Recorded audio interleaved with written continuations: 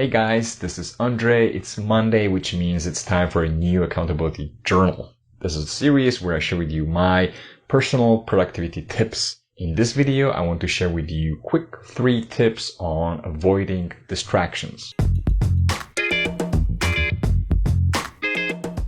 First of all, let's start by talking about why distractions are bad for your productivity. Hopefully, all of you have experienced the state of being in the zone when you are one with the task. You're fully focused on the task at hand.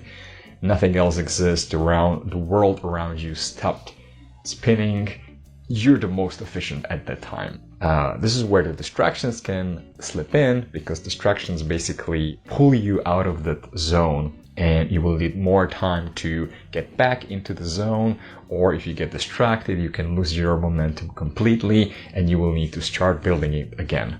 The reason why we want to say no to distractions and avoid distractions is that if you avoid distractions, you are in charge of your life. You get to say when you are doing XYZ, when you're doing something. If you get completely distracted, then your life is driven by external forces, not by you. So that's why it's important to be aware of distractions and try to do something about them. Now, most of the communication comes through the chat, instant messaging. So the basic tip that I can give you is just avoid all the stupid notifications. I turn off all the notifications that I have, whether it's email notifications or Slack, chat notifications.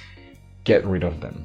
This doesn't mean that you are not open to discussion. It means that you are in control. You decide when you want to check your chat or email messages, and then you respond. So you don't get constantly interrupted by the little notifications. A lot of the notifications come from your mobile phone, so don't forget to turn off the notifications on your mobile phone as well.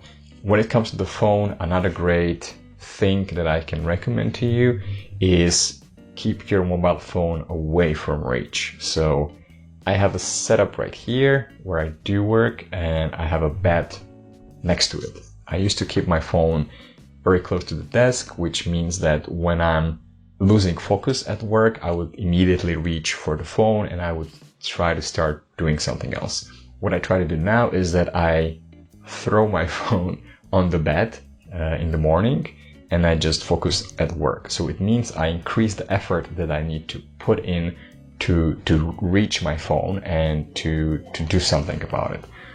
I've seen in few other resources, I saw that there's an advice to actually put your phone in different room. My final recommendation would be when it comes to Gmail. This is also something that I only learned recently. I use Gmail as my main email tool for my personal stuff, and even though I have all the notifications disabled, you can still see the number of new messages in the tab. Even though it doesn't produce any sound or anything like that, whenever I saw it, when I was looking at my computer, I got completely distracted. I definitely feel like whenever I see a number which is inside of brackets, it means it's something that I need to do. I always like to clean slate, get to 0. So whenever there was a number, I felt like I need to check my email again. So now what I did, I was looking for a solution how to remove the number from the Gmail's tab so that I don't see it, but I don't think there was any solution. Maybe if you use some plugin. But a very simple workaround that I found is to simply pin my Gmail tab in Chrome, which then reduces it to a very narrow tab, and this tab doesn't show anything there. So then I only check the Gmail when I have time and when I want to do it. So those were my tips. Let's quickly have a look at the last week. There we go, moving here. So this is the final board for October, and this is the last week, zooming in, and I did everything. Ta-da, that was beautiful. So it's a very successful month. All the habits are done. Let's go look at my previous week, which was definitely a disaster. I had a pretty decent breakdown yesterday, and you will probably see it in the toggle numbers as well. So I did a lot of things. I was very happy that I put some time into thinking what to do about my YouTube channel. I also recorded intro. I was very happy about it. And so I was starting Sunday with these two things to do. I did that and I finalized the edits on Sunday morning. I was pretty happy about it. So then when it comes to the productivity video, I worked on the script, and the only thing that I had to do was record at least something on my mobile app, like how the tutorial would look like, and I was struggling with it a lot. So then I tried to look at these things because all these website things were still pending for me. I did a couple of the easy ones, then I was thinking about the search, but it didn't make sense. Adding the search field to the homepage didn't feel like it fits, so I felt like it will need more care, and I just put it on hold. This one I didn't even work on. The improving speed I didn't work on.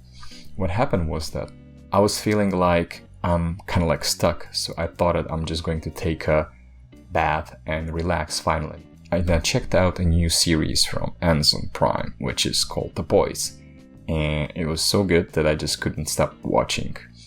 So yesterday, I think you will see it in the toggle numbers, I just completely turned off and gave up on all my weekly goals and even on to-dos. Like today I was starting to-dos with like 57 to-dos and I had to clean them up from scratch. Let's look at the numbers here. I'm really interested in seeing this.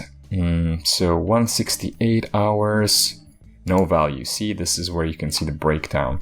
I typically had like 2, 4, 5 hours, and it's 12 hours. I think most of it probably happened yesterday. During the future, 50 hours. That's actually pretty good. And this is game streaming. This is one thing that I forgot to mention to you. Maybe that's the reason why I feel like I needed that, to turn off and just watch some stupid series, because I lack this. So this week I need to be more rigorous and disciplined when it comes to game streaming. And regardless of how I feel, I just wanna game every day, at least for 1 hour. This is a new thing that I started doing recently. Many times I start a timer when I'm like, okay, I'm now going to start doing this task, but then I catch myself doing something else. So I started using this slacking thing. Actually, let me see how much time I spent on slacking last week. Almost 3 hours. So that's definitely what I'm guilty of. So at least I'm monitoring this and I'm aware of that. So that's my numbers for the last week. Finally, let's have a look at this week. So this week, I think I try to take it a little bit easier, though there's still quite a few things. So this is something, no more information provided. Content creation, I'm doing this video today. I'm posting a new UX review tomorrow. Then we have, I forgot one more thing. Wednesday, post Gilad. Woo, I forgot about it.